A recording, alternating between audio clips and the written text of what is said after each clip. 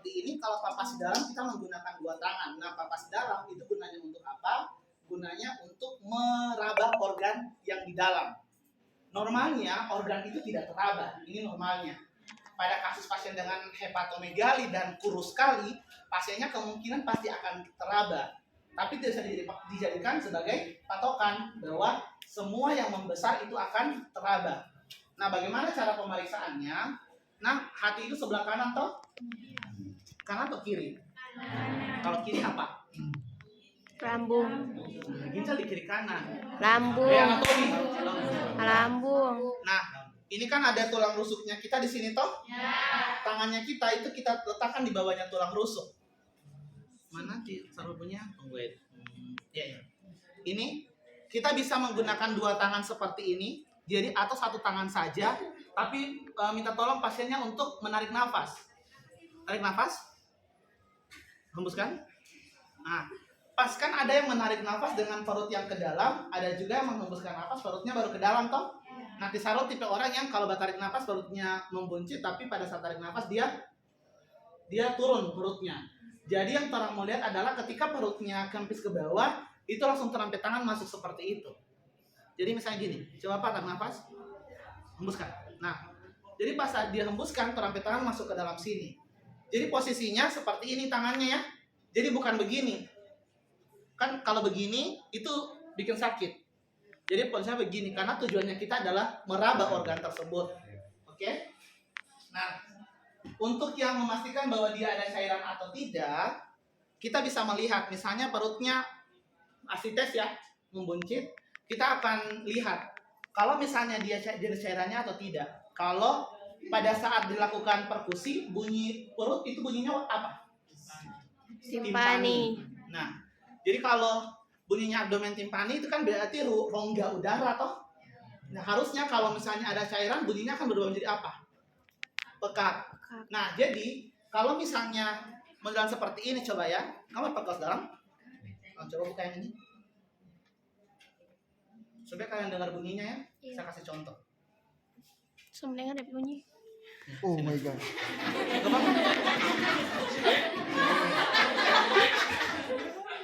Iya, dadah. Sudah duluan Bang. Ya. Jadi kan kita akan bunyi nih, misalnya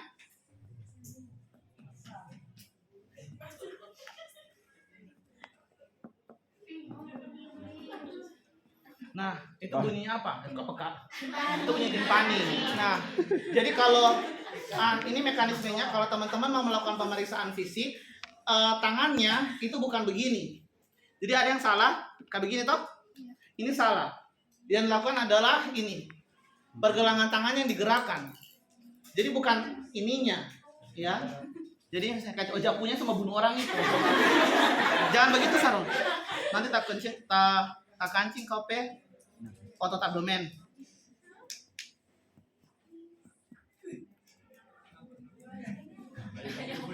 Nah, kalau misalnya seperti ini, kalau dia peka, kalau misalnya kan bunyinya tadi langsung tahu bahwa bunyi abdomen adalah Timpani. Pada saat diketuk, kok bunyinya lain. Tolong pastikan nih kalau misalnya dia itu cairan atau tidak. Kita minta pasien untuk miring ke salah satu sisi. Ini. Miring saja. Begini. Nah, jadi kalau misalnya di bagian sini kan cairan itu hukumnya adalah mengalir dari yang tinggi ke yang rendah.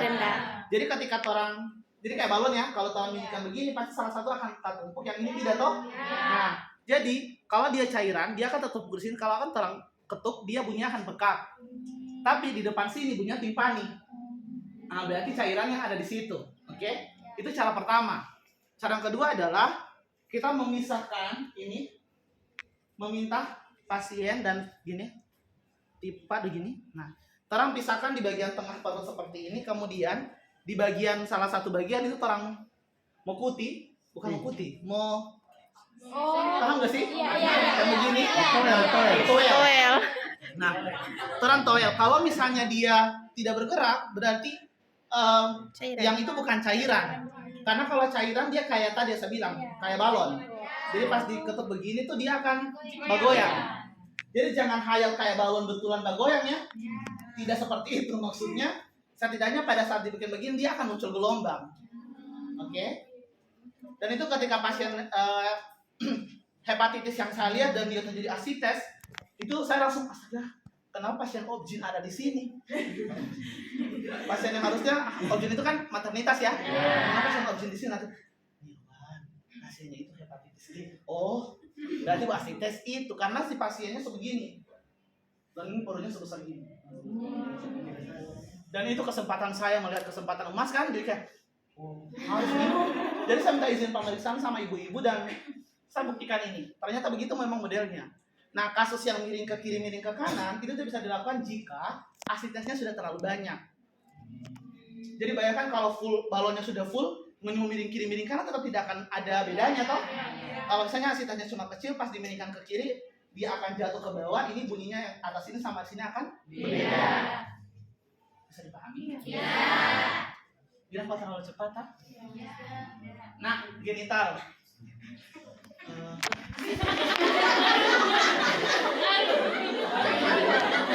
Bisa minta tolong, Johan, mau minta tolong mengambilkan pantong genitalia di sebelah. Iya, laki-laki dan perempuan ya. Johan, baca cepat. Taruh di YouTube, cepat. Nanti soalnya kalau ini pasti akan bisa uluti.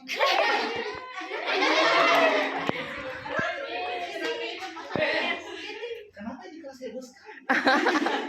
Untung ini bukan satu kelas. Nanti orang akan lihat ini no sensor. Jadi kalian akan lihat penis asli sama vagina. Yang ininya bukan ininya.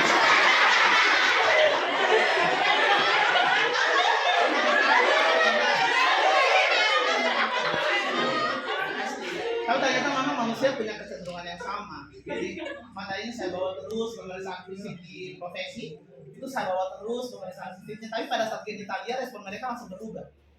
Ines, bukan berarti yang saya mau periksa. Ini teman-teman, kalau laki-laki kan di sini kita punya gland penis ya, yang bagian atas. Nah, di bagian kepala, kemudian ada batang penis yang panjang. Kemudian ada skrotum yang ada 2. Yang skrotum itu pembungkusnya, testis yang ada 2 itu. Ya. Nah, testis kiri lebih tinggi daripada testis yang kanan. Tidak percaya? Pegang sendiri. Ya. Nah, jadi pertama adalah kita harus menggunakan handschool. Yang lain juga menggunakan handschool ya. Biar terlihat profesional. Ukuran pasir. Bisa bilang ini ukuran Asia.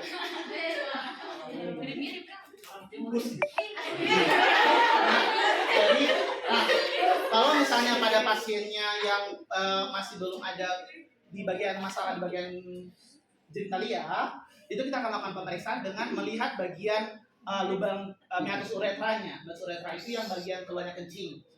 Sorry, yang ini. Jadi kita akan lihat, nah normalnya itu tidak ada cairan ataupun darah dan sebagainya, ya. Nah kemudian kita akan lihat bagian gland penisnya. Di bagian gland penisnya atau yang di bagian kepala. Ya, yang ini. Nah itu harusnya tidak ada inflamasi, tidak berwarna merah atau tidak ada nanah atau tidak ada kutil, ya. Kita lihat kemudian di bagian sini, di bagian sini itu biasanya ada muncul namanya kondiloma acuminata. Jadi yang bagian panjang ini tuh dia ada bintik-bintik. Yang kayak kutil tapi dia di dalam. Pada infeksi menular seksual biasanya itu di fase-fase awal dia tidak terdeteksi. Makanya orang-orang dengan infeksi menular seksual biasanya kalau ke dokter kulit dan kelamin itu nanti sudah parah. Sifilisnya nanti sudah parah. Padahal sebelum sifilis itu yang parah itu datang akan ditandai oleh kondiloma acuminata. Gitu. Masalahnya ini jarang sekali terdeteksi. Jadi caranya bagaimana? Orang akan raba di bagian penis, ya, batang penisnya pelan-pelan ya. Ini kita raba. Kemudian ini dipegang saja apakah ada benjol atau tidak. Kemudian di bagian bawah sini itu harus biasanya terjadi apa? Inflamasi. Kita lihat apakah di bagian bawah sini itu dia tidak ada apa-apa. Kemudian bagian skrotumnya, skrotum itu kulit luarnya itu normalnya berkeriput. Kalau dia tidak berkeriput berarti ada massa atau ada sesuatu di dalam skrotum itu yang menyebabkan dia daging kulit itu melebar, ya.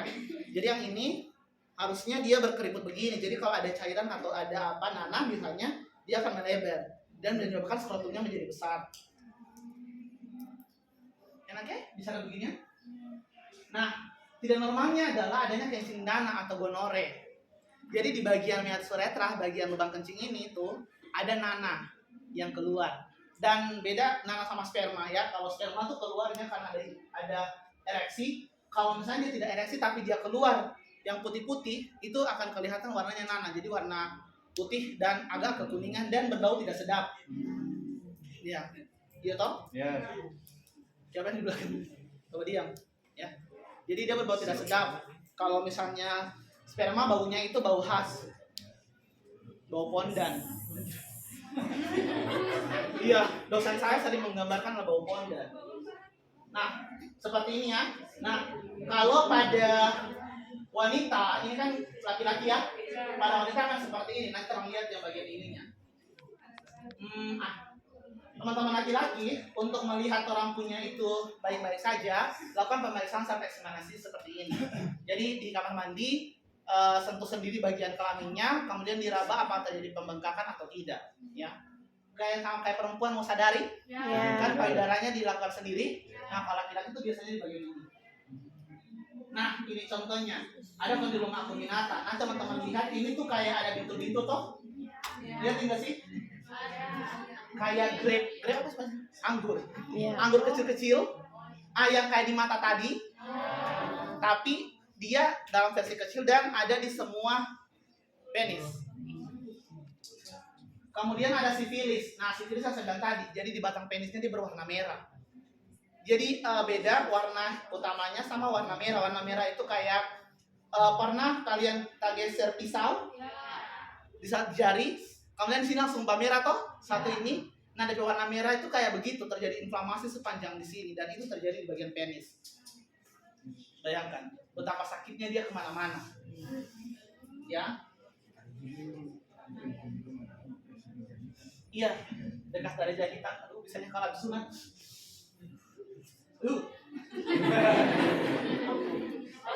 Saya tidak pernah pingsan, alhamdulillah sejauh sama hidup. Tapi pas habis disunat 20 menit pas berdiri langsung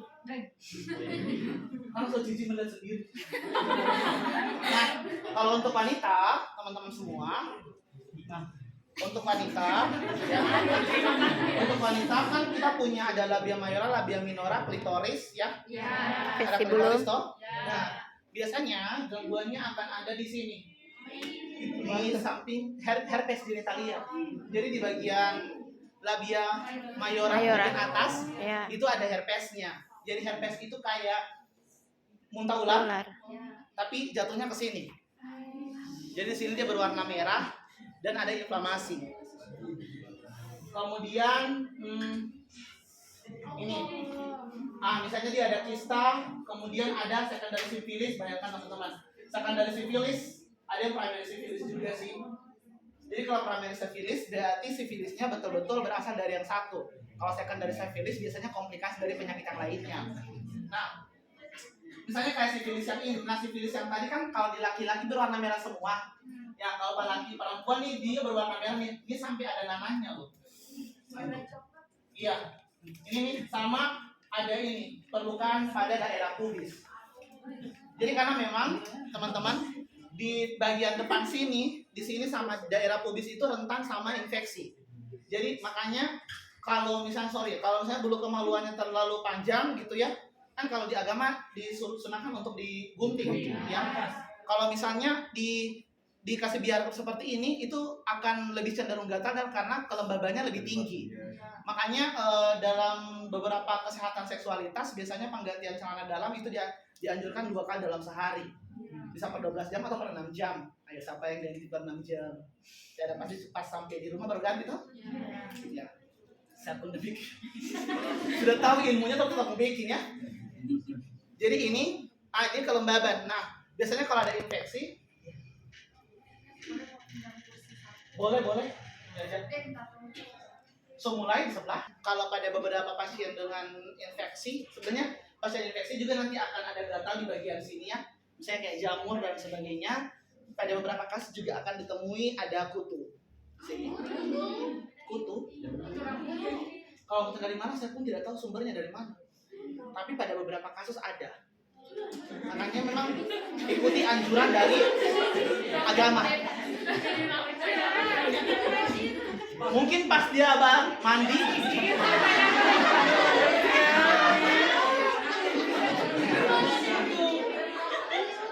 Oke, ya di sini. Nah, kalau misalnya pada wanita yang tadi kalau sifilisnya biasanya kalau kita sebutnya itu kalau kalau dia becek kayaknya sudah terlalu sekali. Ini dia itu babasah. Kalau dia ada infeksi, biasanya dia basah dan berwarna merah. Gitu kan? Kalau di wanita itu tidak akan sewarna merah itu. Karena memang kulit kelamin berbeda dengan kulit yang di atasnya, bisa jadi lebih gelap atau bisa lebih terang, gitu ya. Tapi rata-rata 1 ton lebih rendah daripada kulit manusia umumnya. Jadi nah di bagian sini itu pasti akan ada inflamasi kalau dia terjadi gangguan kelamin. Jadi di bagian labia mayora sama labia minora pas mau dibuka begini itu harus dibersihkan. Ada inflamasi atau misalnya pakai spekulum. Kemana diajarkan sama Ika? Iya. Waktu maternitas? Yang pemeriksaan yang ini kayak cocor bebek. Iya. Kasih masuk dibuka. Nah, itu juga bisa membantu untuk inspeksi pada bagian vagina. Dicoba dibuka, kemudian dilihat di bagian mana ada infeksinya. Oke, bisa dipahami teman-teman semua? Oke, ada pertanyaan? Ada pertanyaan di pemeriksaan fisik HIV?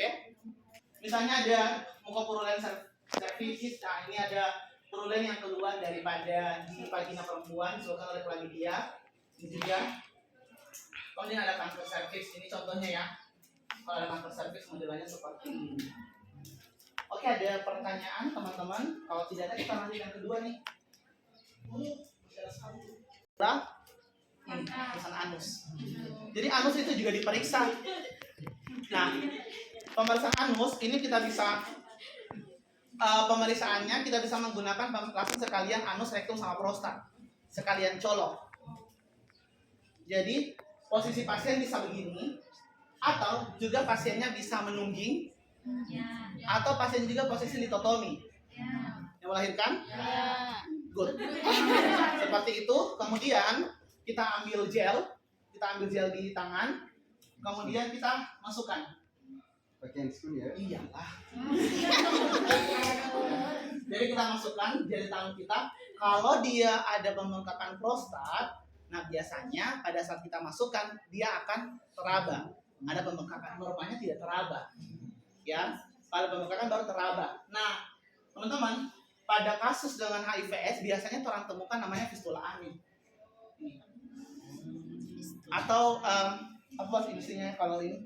Kayak bohu apa sih?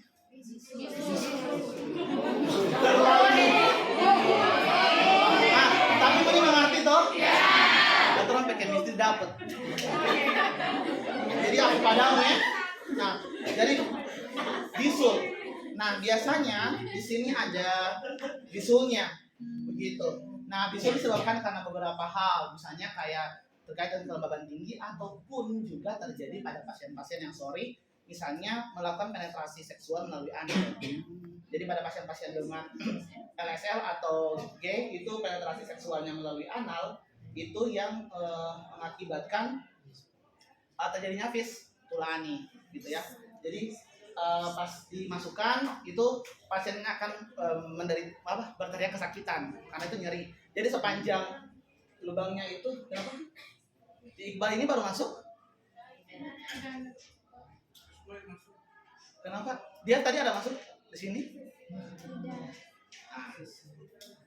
Kenapa kau baru datang, Iqbal? Oh, tapi dia tadi ada? Ada yang sama Cindy. Baru pempis, contoh. Pempis, kenapa kau tidak masuk? Ada inflamasi. Jadi nyerinya itu nyeri hebat. Nah, fistula anus biasanya ada di bagian daerah bokong situ tuh sakitnya luar biasa sama ada nanah. Begitu. Jadi penetrasi seksual melalui anal itu berbahaya. Seperti yang saya jelaskan kemarin toh, yang harusnya tempatnya untuk dari dalam keluar ini dibuat dari Tuhan memaksa, sehingga sesuatu yang dipaksakan itu tidak baik. Oke, ada yang pertanyaan di sini, teman-teman? Sebelum kita masuk yang di pemeriksaan HIV ya. Sembuh. Sembuh, obatnya lumayan mahal dan proses penyembuhannya juga cukup lama.